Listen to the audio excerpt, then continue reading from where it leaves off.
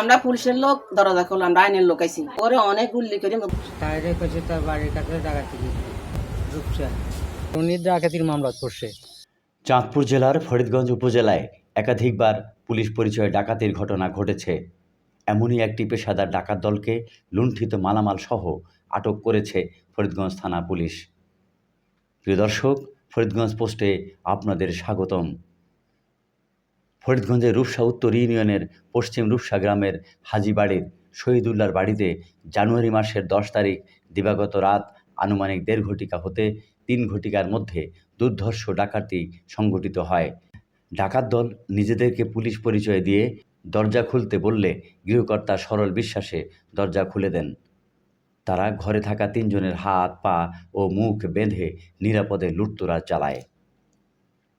ডাকাতের শিকার মাজুদা বেগম বলেছেন, আমরা পুলিশের লোক দরজা খোলা, আমরা আইনের লোক আইছি, আমরা পুলিশ এরা হানতেছি কথা কবি না সারে বলছে তোরে অনেক গুল্লি করে ভাই বোন দুর্গার কলাটুক পুইয়ানো কলাটুক পুইয়ানো আমার ঘুমতে উঠে হেলাইছে।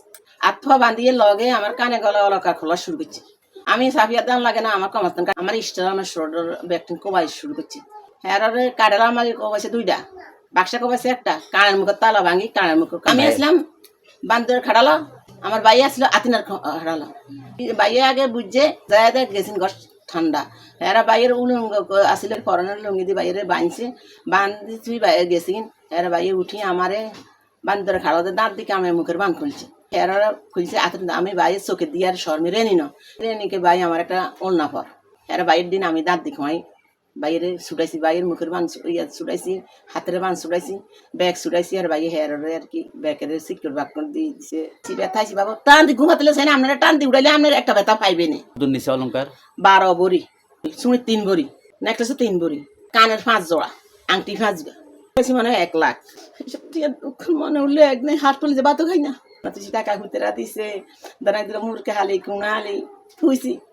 বাবা যে সময় সুরা ফকটও আর দিছে এই সময় আমার নাইতলা কামড়ি লগে পাইখানা ছুটিস তো এই রাখেছি বাবা।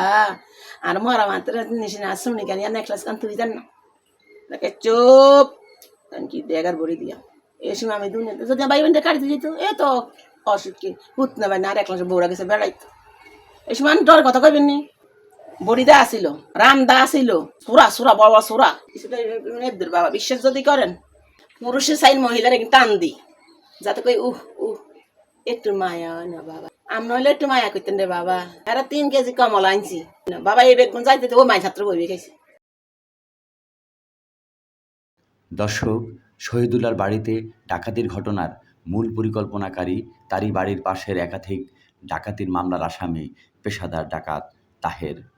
8 জুলাই সোমবার তার বাড়ি গিয়ে দেখা যায় নড়বড়ে টিনের ঘরে দারিদ্র্যের সাক্ষ্য বহন করছে। প্রতিবেশী জানান, স্যার উনি ডাকাতির মামলা করছে, আমরা শুনছি ইনি হাজতে আছে বুঝছেন। এর পরিবার কীভাবে খায় না খায় শুনছি, খুঁজে বিষয় খায় এটা শুনছি। ডাকাতির ঘটনায় 11 জানুয়ারি ফরিদগঞ্জ থানায় একটি মামলা রেকর্ড হয়।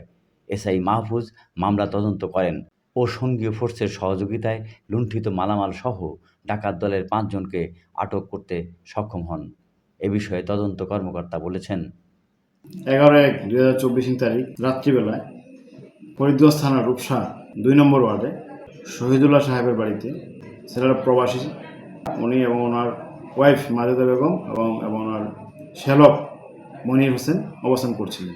ডাকাত দল পুলিশ পরিচয়ে দরজায় নক করে, মাজেদা বেগম পুলিশের প্রতি বিশ্বাস স্থাপন করে দরজা খুলে দেয়।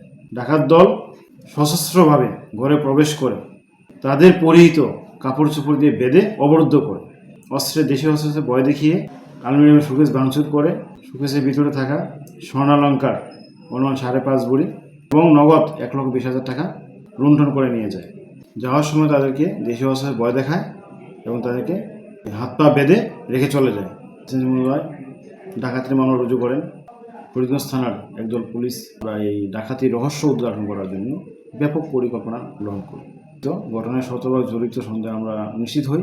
তখন আমরা প্রথমে ফরিদগঞ্জ থানার রূপসা ইউনিয়নের 2 নম্বর ওয়ার্ড হতে আমরা তাহার ডাকাতকে গ্রেপ্তার করতে সক্ষম হই এবং তার বাড়ি হইতে আমরা ডাকাতির কাজে ব্যবহৃত দেশীয় অস্ত্রশস্ত্র উদ্ধার করতে সক্ষম হই। তাহার দেওয়া তথ্য মোতাবেক ইন্টেলিজেন্সের মাধ্যমে ডাকাতির ঘটনায় জড়িত শীর্ষ ডাকাত রিপনকে আমরা বারাবাস তাকে আমরা গ্রেপ্তার করি এবং তাহার নিকটে আমরা ডাকাতির ঘটনায় লুণ্ঠিত স্বর্ণালঙ্কার নগদ টাকা উদ্ধার করতে সক্ষম হই। পরবর্তীতে আমরা খাটো মুরাদকে গ্রেপ্তার করতে সক্ষম হই।